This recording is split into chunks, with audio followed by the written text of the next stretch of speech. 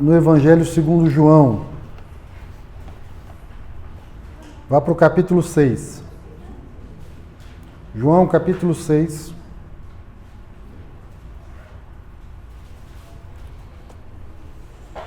que está acontecendo em João, capítulo 6? Há ali a descrição de como foi a primeira multiplicação dos pães. Um evento muito singular que aconteceu no meio daquele povo. E depois disso, como se não bastasse, quando eles pegaram um barco, os discípulos, e foram para Cafarnaum, Jesus andou sobre as águas. Não bastasse ter havido uma multiplicação dos pães, quando uma grande multidão, por conta de um milagre, foi alimentada, o Senhor Jesus andou sobre as águas. Mas, e você vai acompanhar comigo a partir do versículo 25, parece que aquele povo ainda não estava satisfeito de sinais. Acompanhe comigo a leitura, João capítulo 6, a partir do versículo 25. Quando encontraram do outro lado do mar, perguntaram: Mestre, quando chegaste aqui? Jesus respondeu: A verdade é que vocês estão me procurando, não porque viram sinais milagrosos, mas porque comeram os pães e ficaram satisfeitos. Não trabalhem pela comida que se estraga, mas pela comida que permanece para a vida eterna, a qual o Filho do Homem lhes dará. Deus, o Pai, nele colocou o seu selo de aprovação. Então lhe perguntaram: o que precisamos fazer para realizar as obras que Deus requer? Jesus respondeu: a obra de Deus é esta, crer naquele que ele enviou. Então lhe perguntaram: que sinal milagroso mostrarás para que o vejamos e criamos em ti? Que farás? Gente, é brincadeira, né? Ele tinha multiplicado os pães. Ele tinha andado sobre as águas. Aí o povo falando: você não vai fazer nenhum sinal não, Senhor Jesus? E aí eles continuam dizendo: os nossos antepassados comeram maná no deserto, como está escrito, ele lhes deu a comer pão dos céus. Declarou-lhes Jesus: digo-lhes a verdade, não foi Moisés quem lhes deu o pão do céu, mas é meu Pai quem lhes dá o verdadeiro pão do céu.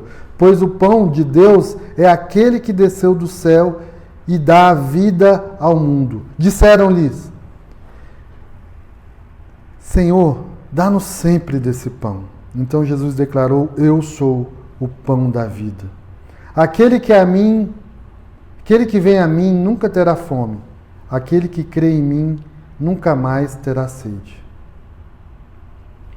Eu vou ler até aqui para a gente contextualizar o que eu vim falar aqui hoje. É verdade, eu vim falar sobre oração. Mas para a gente poder chegar nesse ponto da oração, eu preciso conversar algumas coisas com vocês da parte de Deus.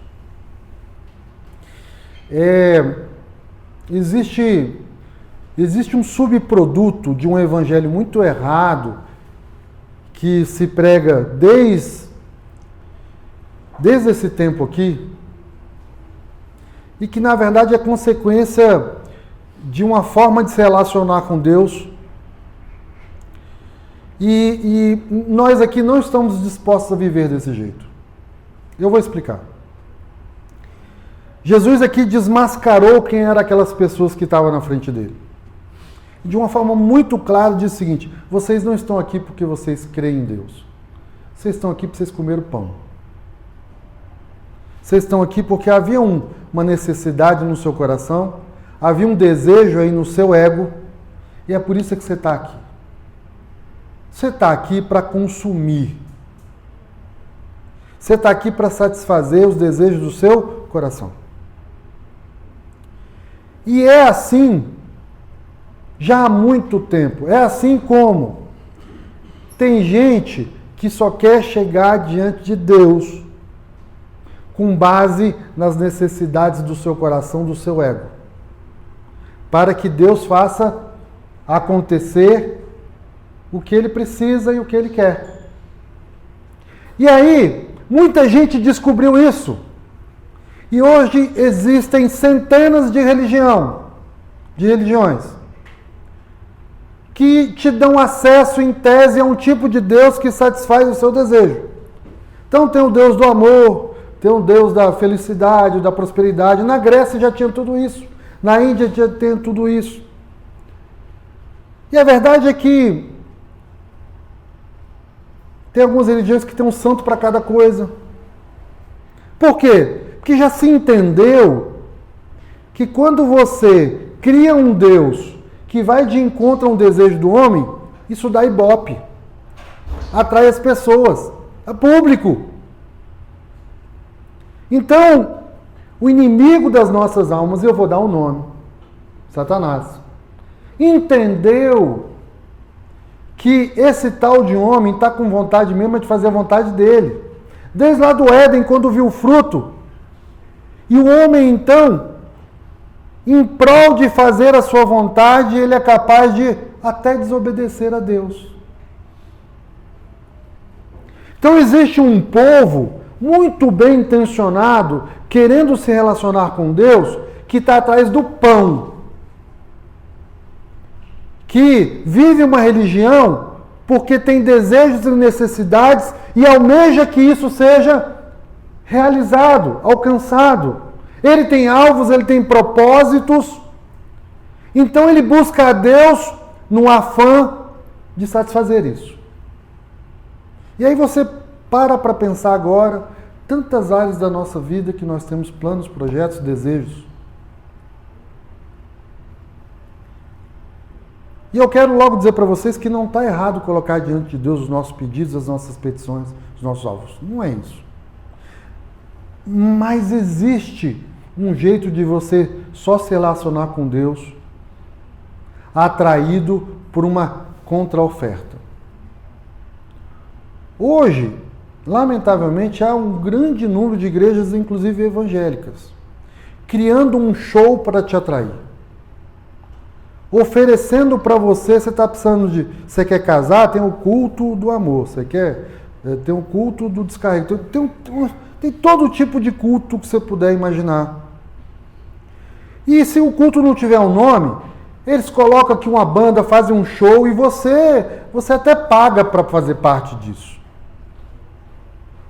Porque você é atraído para um tipo de relacionamento que te agrada. Tem gente, inclusive, que quer ir para a igreja só para fazer relacionamentos. E às vezes, quando um relacionamento não dá certo, sai da igreja, vai para outra igreja. Tudo isso que eu estou descrevendo para vocês é isso que Jesus está dizendo. Eu sei muito bem que você está vindo para cá, não é para se relacionar comigo. É para você comer o pão. É porque você tem um interesse aí que foi satisfeito. É por isso que você está aqui. Agora, o que eu fiz de mais importante até aqui, você não enxergou. Você não enxergou que eu multiplico as coisas, que eu sou o Filho de Deus. Porque os sinais que vieram com Jesus era para mostrar que ele era o Messias. Mas o povo não enxergava. O povo só enxergava o que ele queria. Cara, é o seguinte, vou ficar do teu lado, porque eu vi que tu multiplica pão, então se eu precisar de alguma coisa, se eu tiver com fome, eu vou ficar do teu lado. Mas a verdade, eu não sei se você é Deus, não. Estou com essa confiança toda agora. Se você fizer mais um milagre, é isso que está acontecendo aqui. É o evangelho do consumo. Vou me relacionar com Deus, ou com aquela igreja, ou com aquele pastor, ou com aquele irmão, enquanto ele tem algo para me oferecer. Eu sou atraído pelo meu consumo. Isso é relacionamento guiado pelo ego, pelo coração que é enganoso. E hoje eu quero conversar com vocês sobre... Existe um jeito de se relacionar com Deus com base só no nosso egoísmo, que leva ao consumo. E existe um outro jeito de você se relacionar com Deus. É quando você reconhece o Senhor Jesus como Rei. Como aquele que manda. É quando você se posiciona como servo como filho e entende que tem um Deus Pai e que nós temos um senhorio sobre nós. É nesse ambiente que você deixa de ser atraído pela sua vontade e você passa a se relacionar por meio da obediência. É nesse ambiente onde Eva, Adão e nós desobedecemos a Deus. É nesse ambiente onde a gente prefere fazer segundo a nossa vontade, aquilo que faz sentido para nós, e não segundo aquilo que Deus prescreveu para nós. Existe uma diferença. E o Senhor Jesus está dizendo assim, olha, você pode até viver de pão em pão, de bênção em bênção, de maná em maná, que vem no final do dia ele acaba. Mas por que você viveria só de satisfazer os desejos do seu coração se você tem o pão da vida à sua disposição? Por que você quer viver só de maná? Só de um pãozinho de cada dia, dos seus desejos de cada dia, se você pode ter a fonte que nunca seca do seu lado? Sabe aquela mulher samaritana? Ela estava lá buscando água e o Senhor Jesus falou, olha, se você soubesse quem eu sou, você pediria para mim, você nunca mais vai ter sede, porque ele era a fonte. Entende a diferença? A diferença de você se relacionar com Deus com base nas coisas desse mundo, daquilo que a eternidade pode interferir na sua vida natural, e se relacionar com Deus como eu quero viver com o Senhor eternamente, não importa o que está acontecendo aqui. Existe uma diferença. Existe uma diferença de você medir a eficácia de Deus com base naquilo que Ele faz, que é o que o povo estava tentando fazer aqui. Rapaz, não, se você fizer mais um milagre, aí eu vou crer que você é eficaz mesmo, que você é o Filho de Deus. E existe um jeito de você dizer, Senhor, o Senhor é o Senhor da minha vida é sua, para onde o Senhor for eu vou. E não me faça sair desse lugar se o Senhor não for comigo. Eu vou do jeito que eu estou. Isso é fé. É você se relacionar com Deus e crer que o que vem de lá para cá é o melhor. E aí você obedece isso. A Bíblia relata uma história, e essa história começa lá no primeiro livro de Samuel, capítulo 8, de um povo que estava cansado desse negócio de fé. E aí sabe o que eles fizeram? Senhor, nós queremos um rei. Nós queremos um rei igual todas as outras nações ao nosso redor. Nós não temos um rei, nós queremos um rei. Naquela época, tinha o profeta Samuel. Só que Samuel ficou velho, e aí Samuel colocou os seus filhos, isso tudo que eu estou dizendo está descrito no primeiro livro de Samuel, capítulo 8. E os filhos de Samuel, então, eles entenderam essa lógica que o povo queria satisfazer suas vontades, então eles se tornaram gananciosos. Eles vendiam a bênção. Não, você vem para cá, você está precisando do profeta, agora eu sou profeta, meu pai já está velho, venha e me dá. E aí aquele povo se cansou disso, foi extorquido demais. E fala, não, quer saber, nós queremos um rei agora. E Samuel então voltou à cena e ficou muito triste. E aí ele foi falar com Deus, Deus, como pode? O povo quer um rei, não basta o Senhor. E Deus virou para ele e falou, Samuel, não fica triste não. Não é a você que eles estão rejeitando, eles estão rejeitando é a mim. Entende que quando nós viemos para cá domingo de manhã, ou quando você vai para um evento da igreja, querendo consumir, querendo analisar a palavra do pastor, querendo ver se faz sentido, ou se o louvor está legal para você acompanhar, quando na verdade você deveria vir para levantar suas mãos, para entregar sua vida para Jesus, mais uma vez, para cantar de todo o seu coração, para amar o irmão e não esperar ser amado só. Quando você vem para cá com a mentalidade de servir e não ser atraído para algo para consumir, muda tudo.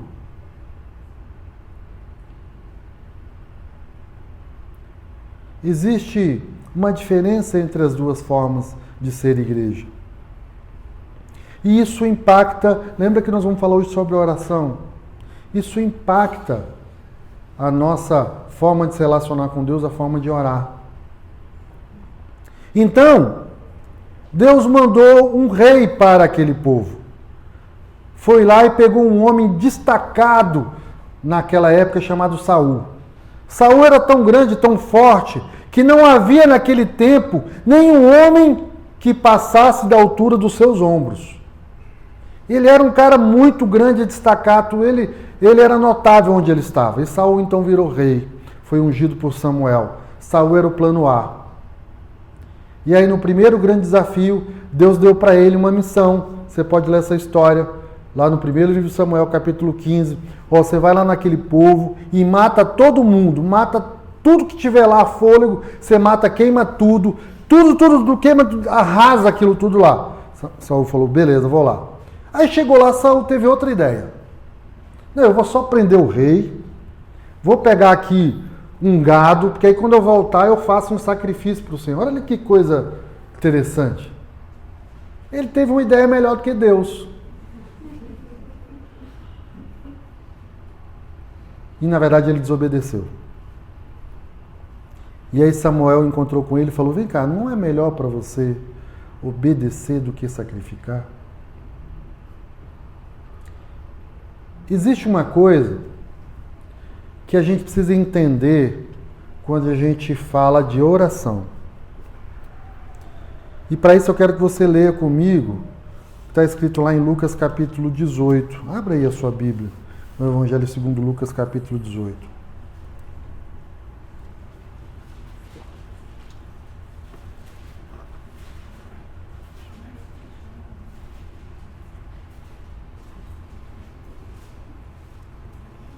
Lucas capítulo 18. Não tem pressa. Lucas capítulo 18 diz assim: Então, Jesus contou aos seus discípulos uma parábola para mostrar-lhes que eles deviam orar sempre e nunca desanimar. A gente lê isso daqui, parece que não tem peso nenhum, né? Algumas tradições dizem o seguinte, que Jesus propôs uma parábola para lhes falar sobre o dever de orar sempre. O que é dever? No meu português, dever é obrigação. Agora, no português de quem está consumindo o Evangelho, é opção. É se der vontade, se eu tiver com vontade, se meu coração quiser, se eu tiver afim, se eu tiver no clima, eu vou orar. Se der tempo, se não tiver coisa mais importante. Eu vou fazendo no carro, enquanto eu estou indo para o trabalho. Entende como isso é? Deixou de ser sutil, isso virou uma regra. A gente só ora quando dá. Quando tem algo mais importante para fazer. Ou então, quando está na UTI. Ou então, quando o dinheiro acabou. Entende que quando o Senhor está dizendo que nós temos o dever de orar, ele não falou isso como ele falou para Samuel. E Samuel entendeu que tinha uma opção, ele deu uma ordem. Eu não sei como isso soa para você. Mas o meu papel aqui, do pastor Toninho, não é te convencer que você deva orar. É te dizer o seguinte, isso é a vontade de Deus para a sua vida. Cumpra ela. Isso é um dever.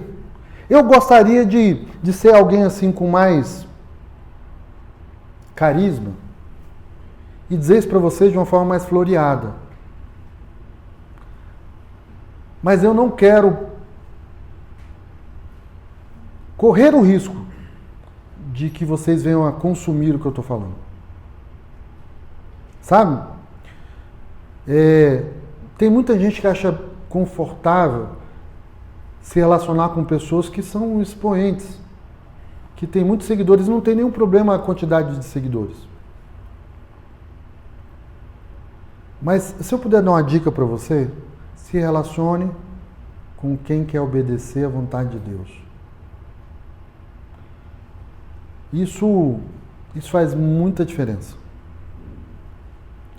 E eu, passando agora da introdução para o que nós vamos falar hoje, nada do que eu vou falar agora vai fazer diferença na sua vida se você estiver vindo aqui hoje com a mentalidade de consumo. Agora, se você estiver vindo com a mentalidade de obedecer a palavra de Deus, vai fazer muita diferença na sua vida.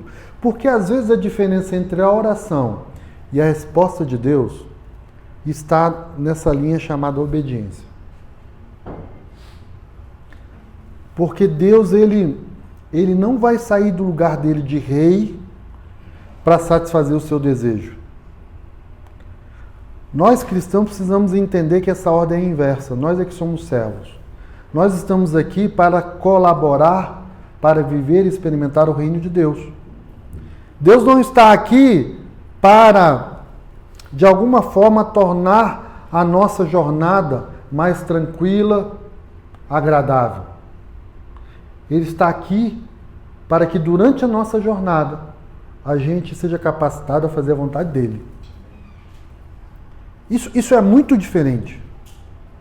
É muito diferente você olhar para Deus sobre a perspectiva de que eu vou ser bem-sucedido, e aí você lê o Salmo 37, agrade do Senhor e Ele satisfará os desejos do seu coração. Está vendo? O papel de Deus é satisfazer os desejos do meu coração. Só que essa palavra agrada-te no original é o seguinte: obedeça ao Senhor.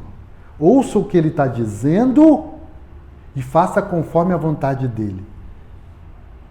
Sabe? Não é assim, agrado do Senhor, gostei desse Deus, vou ficar aqui com Ele hoje. Não. Agrado do Senhor, Senhor, a minha vida é tua. Vou fazer conforme a tua vontade. E não tem mais nada mais importante na minha agenda hoje do que primeiro eu saber qual é a tua vontade para a minha vida. Nós temos a capacidade, irmãos, de viver de uma forma egoísta a vida toda, priorizando o que é importante para nós a vida toda.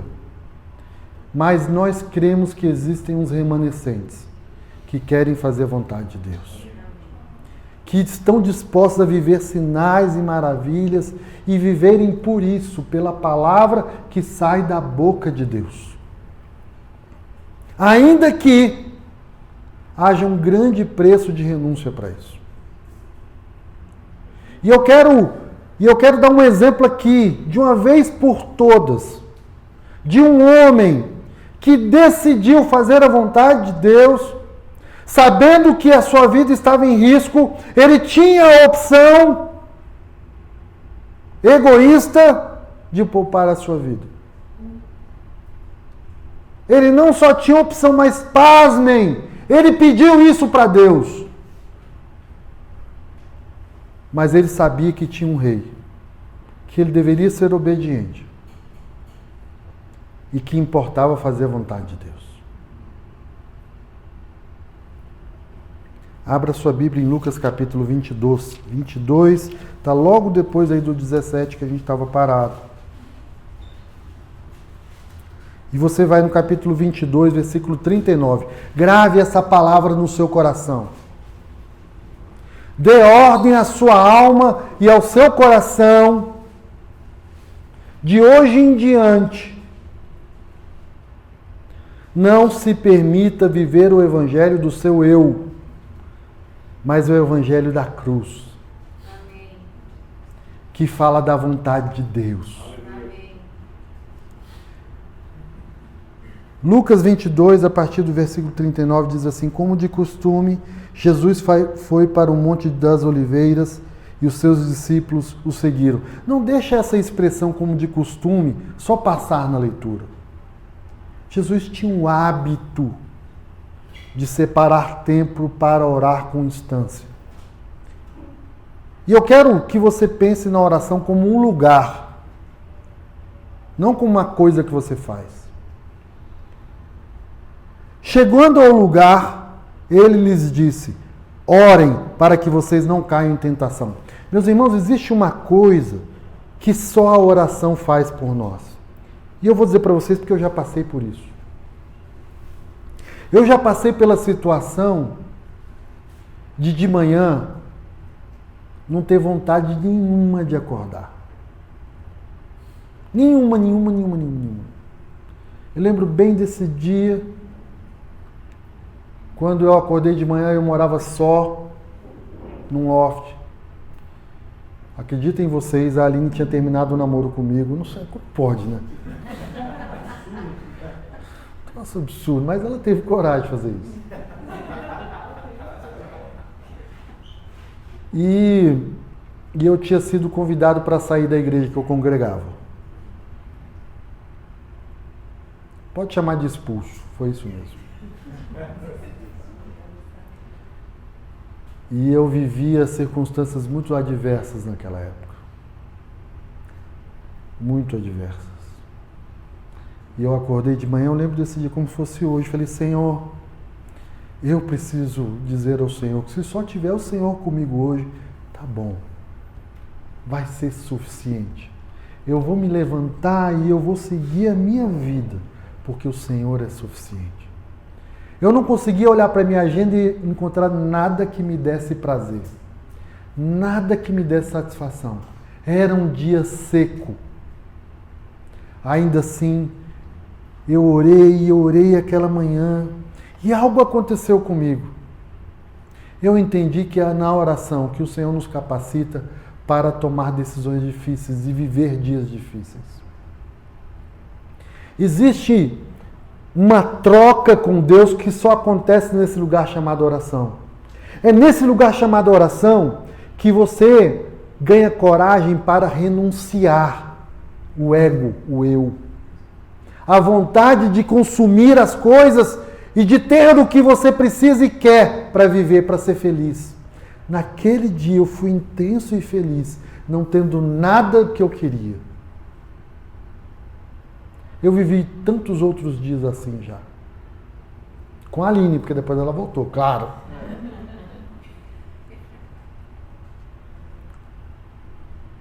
A oração é o lugar escolhido por Deus para que você se pareça com Ele e consiga tomar a sua cruz, ainda que isso custe toda a sua vida. Pouco tempo de oração é evangelho egoísta.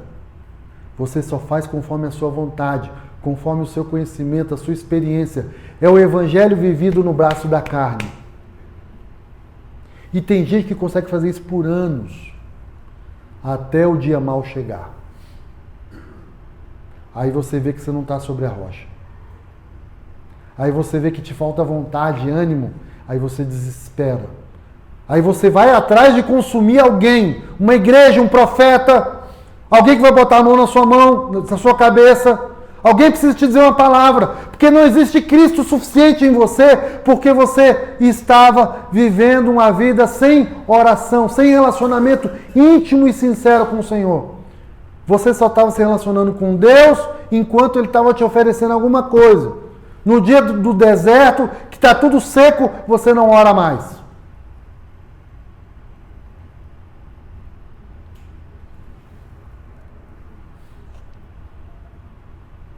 Ele se afastou deles a uma pequena distância, ajoelhou-se e começou a orar. Pai, se queres, afasta de mim esse cálice. Contudo, não seja feita a minha vontade, mas a tua.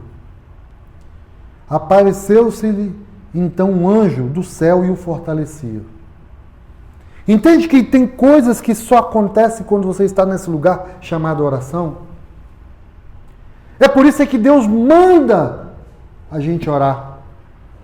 Porque Ele quer se relacionar conosco, Ele quer estar conosco, muito além daquilo que o seu coração diz que você precisa e quer e deseja. Porque, meu irmão, nosso coração, ele no máximo pode nos levar a uma mixaria, a um prato de lentilha, sabe? O nosso coração, no máximo, pode nos levar ao que esse mundo tem, quando na verdade você tem um pão do céu à sua disposição. Você tem a fonte de águas vivas, não é um balde de água, não é um maná. O seu coração só pode te levar a isso. Deus tem a eternidade, Deus tem Ele próprio para te entregar, e Ele está nesse lugar chamado oração. É nesse lugar que você sai encorajado a não mentir mais, a só falar a verdade. É nesse lugar que você sai encorajado a viver, apesar do seu corpo estar perecendo por uma doença. É nesse lugar chamado oração, onde há uma troca, onde o Senhor envia os anjos para que Ele te fortaleça. É nesse lugar chamado oração, onde você vai expor tudo o que você deseja e anseia, E você vai sair dali talvez sem resposta nenhuma, mas certo de que Ele está com você. Isso é suficiente. E a Bíblia continua descrevendo esse evento, e Jesus, no versículo 44, diz assim: estando angustiado, ele orou ainda mais intensamente. Quer dizer, o anjo chegou lá para encorajar, aí é que ele começou a gritar com o Senhor, dizer: Senhor, eu preciso do Senhor, o Senhor tem uma cruz para mim, vai doer, eu sei que eu vou morrer.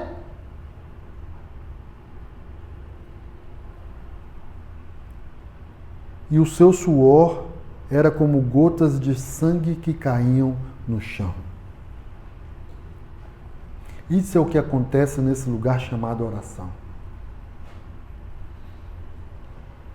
A oração não é um lugar só de agradecimento. Senhor, eu sou grato ao Senhor por isso, por isso, por isso, por isso.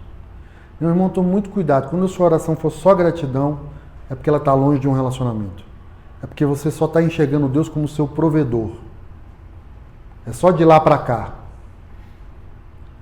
Quem entendeu que precisa servir ao Senhor, já entendeu que tem algo que vai daqui para lá. Serviço. Deus tem uma vontade para a nossa vida. Começa com uma oração. Mas tem a ver com amar ao próximo, com servir as pessoas. Isso envolve seu tempo, seu bolso, uma série de agendas que não estão no seu plano egoísta. No meu plano egoísta. Servir a Deus envolve uma cruz. E Jesus estava aqui num tempo de oração entendendo isso. Entendendo que a cruz dele ia exigir dele o seu sangue, o seu corpo. Quando se levantou da oração e voltou aos discípulos, encontrou-os dormindo, dominados pela tristeza.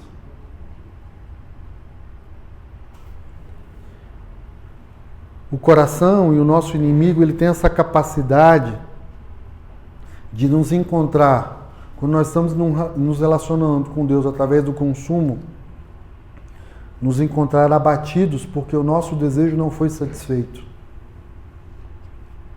E aí quando você está dormindo, fingindo que nada está acontecendo, deixando a vida te levar.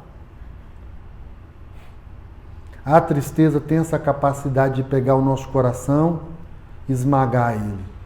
Esse ano nós vamos falar um pouco mais, ou muito mais, sobre doenças da alma, doenças do coração.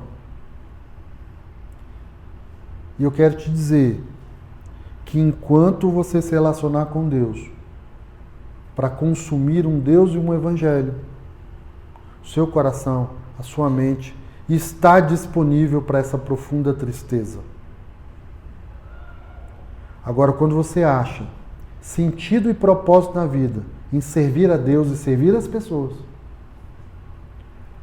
aí o seu coração não está mais disponível, porque o seu coração, que é onde está o seu tesouro, está no céu, onde o inimigo não alcança.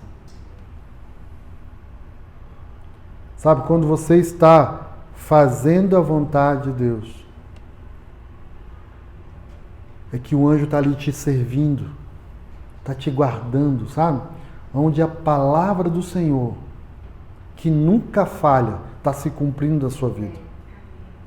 Existe um projeto de Deus para a nossa vida. Existe um projeto seu para a sua vida. Não adianta dizer que entregou a vida para Jesus e continuar vivendo o seu projeto. Deus tem um plano, Deus tem um propósito, e Ele compartilha isso com você num tempo de oração, num lugar de oração. É ali que o Senhor te encoraja a levantar da sua oração e nunca mais ser o mesmo. Porque agora você vai fazer a vontade de Deus. Não é de acordo com o evangelho de consumo. É um evangelho de cruz. Onde, Senhor, eu estou aqui orando e essa oração vai ser crucial para a minha vida. Eu sei que eu sou assim, que eu sou assado, que eu estou fazendo assim, mas eu quero mudar. Eu quero tomar a minha cruz e de hoje em diante eu vou fazer a tua vontade, ainda que isso custe a minha vida. Esse é o lugar chamado oração. Algumas pessoas aqui talvez nunca ouviram falar sobre isso, mas eu quero te dizer, a sua vida é do Senhor Jesus. A sua vida não é sua mais. Literalmente, é assim que Deus enxerga. Como você está vivendo? Desse jeito? Quanto mais você se entregar em oração, gastar tempo com Deus, mais Ele vai te capacitar a viver uma vida para Ele. E deixa eu te dizer uma coisa. Deus não fica devendo nada a ninguém, como diz a minha querida esposa. Durante essa caminhada de você servir a Deus, não vai te faltar nada. Talvez a sua experiência com a igreja, e ouça bem isso, que eu vou dizer poucas vezes isso na vida, mas hoje eu vou ter a coragem de te dizer. Talvez você tenha sido ferido pela igreja. Talvez você tenha sido enganado pela igreja. Talvez a igreja tenha se aproveitado de você, do seu dinheiro, do seu tempo, do seu bolso. E deixa eu dizer uma coisa para vocês. Essa ratoeira está aí para prender os ratos mesmo. Tem muita igreja que de uma forma muito sutil te chama a trabalhar para ela, te chama para servir nela, e você acha que você está servindo a Deus. Se aproveita do seu tempo, do seu dinheiro, das suas características e capacidades, do seu bom coração, e ela está ficando grande, e ela está crescendo para os lados, e você não está servindo a Deus. Você não vai passar por isso aqui. Porque nós queremos que você sirva ao Senhor. Isso depende do seu tempo de oração. Porque é lá que o Senhor vai falar sobre o seu propósito. E nós vamos facilitar esse propósito. Nós queremos abençoar você para que você cumpra a vontade de Deus. Não é para que você faça a vontade da igreja ser. Nós aqui queremos viver com pouca despesa. Nós aqui queremos viver com poucos eventos. Para que você tenha tempo para sua família, para servir ao Senhor. Você não está aqui para consumir a igreja ser. Pronto, falei.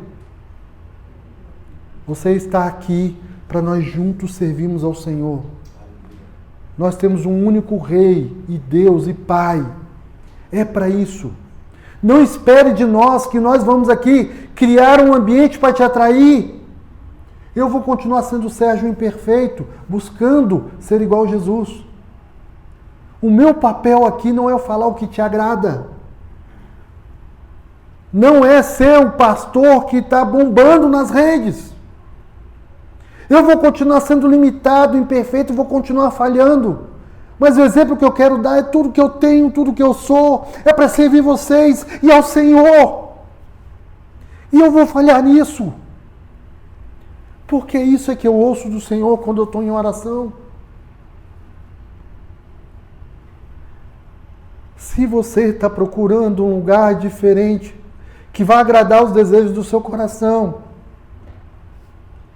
que vai esteticamente estar perfeito, um pastor que não gagueja, que às vezes não esquece alguma coisa, um louvor que toca tudo direitinho, você está no lugar errado.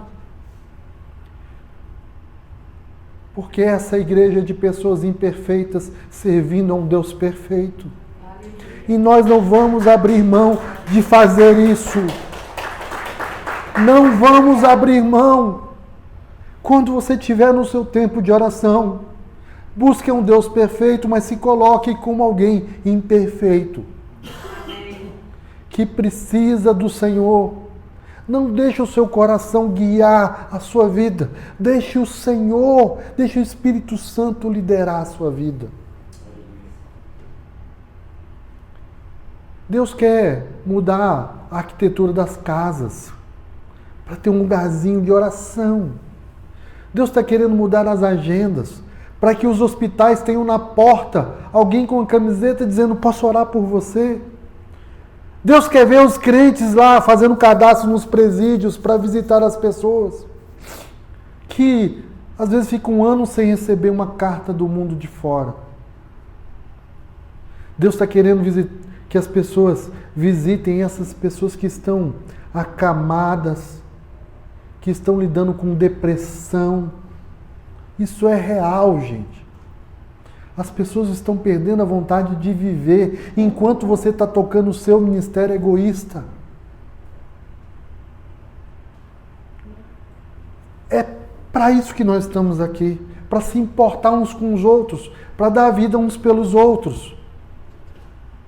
E quando você foi enganado por igreja, no fundo você estava querendo consumir uma igreja.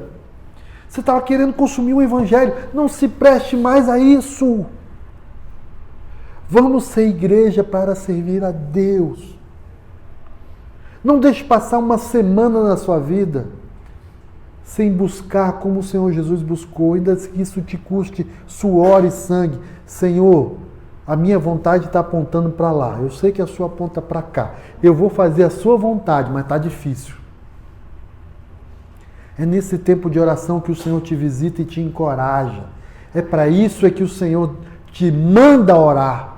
Porque é nesse lugar que você troca a sua natureza carnal e ganha a natureza dele, que é eterno. Que é onde o Senhor vai te restaurando. Não esteja enganado. Para Deus, mais bem-aventurada coisa é dar do que receber. Ninguém vence ao Deus não dar. Tudo aquilo que você precisar, coloque para Deus em oração. Faça conhecidas diante do Senhor as suas petições. Seu coração só vai te chegar até aqui. Deus vai te levar para a eternidade com Ele. Esse é o lugar chamado oração. É o lugar onde nós nos encontramos com Deus que tem uma cruz para nós e que deseja fazer a vontade dele na nossa vida. Deus escolheu a mim e a você como um método para que o reino de Deus se estabeleça. Não, nós não vamos apresentar o reino de Deus e você vai consumir o reino de Deus. Nós vamos juntos servir ao Senhor para que o reino de Deus seja palpável para nós, para os nossos filhos, para as pessoas que estão do nosso lado, para a nossa família, para aqueles que trabalham conosco.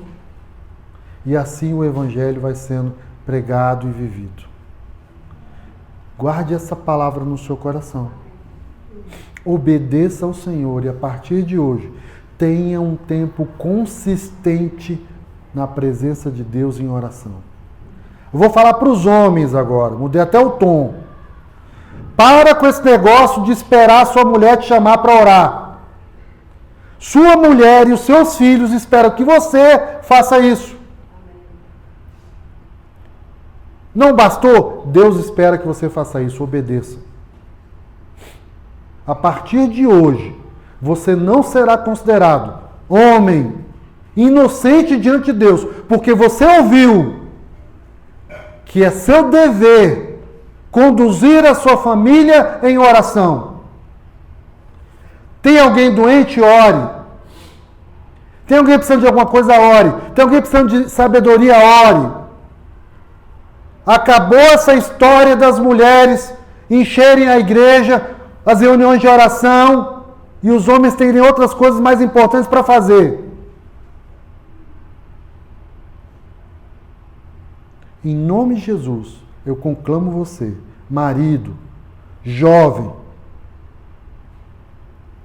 ore com instância por você e por todos aqueles que levam o seu sobrenome. Por todos aqueles que de alguma forma dependem de você.